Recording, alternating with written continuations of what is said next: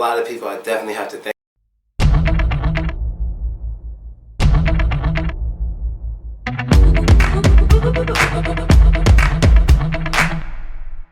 Yo, what's up world? It's your boy Philosopher here. You know that American dude with the incredible mood? That's right, I'm here giving you another lesson. And I have an insane echo going on in this hotel room. But I'm sure you don't mind it because I'm pretty sure most of you still understand me. So let's get to the lesson. Today's lesson is going to be based on American versus British spelling. This will not be about the accent at all. This will only be about the spelling. So this lesson is going to be useful just in case you're ever reading an article in English and you want to know if it's a British article or an American article. Well, it could also be Australian or Irish, but I'll get to that later. But for this, we're just focusing on British and American. And this is basically going to be a little test for you to see how much you know. And if you don't know any of the questions, well, you're just going to learn them anyway. So I'm going to give you 5 comparisons and let's see how many of them you can figure out. So let's get to it. First word. The first word is center. That's right, center. You have center in both of these places right here. But one of them has an American spelling and one of them has the British spelling. Now we all basically know what a center is. A center is basically something or a place in the middle. So like whenever I go to Moscow, people always tell me, Filosko, don't leave center of Moscow. Gopniks wait for you. And that's what I usually hear.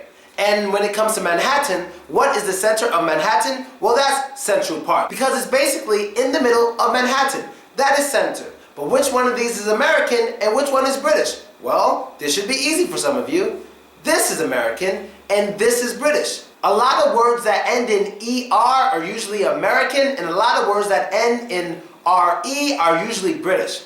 Other examples, such words as leader, fiber, and theater, they all follow the same rules. So if you see the ER ending, it's most likely American, and if you see the RE ending, it's most likely British. Hope you got it. Simple one. We have 4 more to go. So let's get to the next word. And the next word is flavor. Flavor.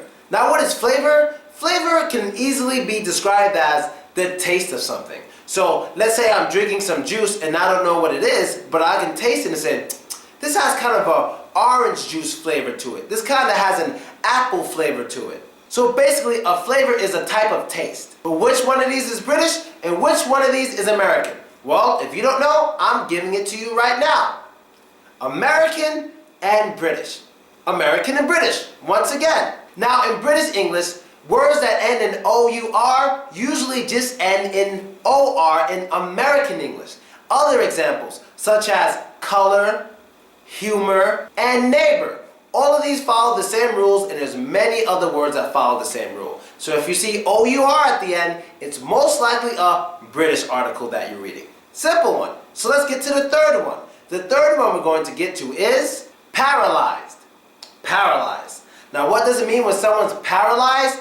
Well, that basically means their backbone, called the spine, is broken. So they cannot walk. Their legs do not work properly, so they have to sit in a wheelchair. That is being paralyzed and that is no fun at all. Be sure to take care of your spinal cord. So which one is British and which one is American? Well, this one is American and this one is British. Verbs that end in YSE in British English usually end with YZE in American English. Other examples, such as the word analyze and breathalyze. All of these follow that same rule. YSE British, YZE America. That's simple. Copy it down to make sure you don't forget it. So let's go. We still have more to do. Let's get to the fourth one. And the fourth word is, let's take the word traveled. Traveled. For example, traveling, or when you have traveled, is basically when you've been to a lot of different places. You know, you go a fair distance. I've traveled to about 25 cities in Russia, so obviously I love traveling.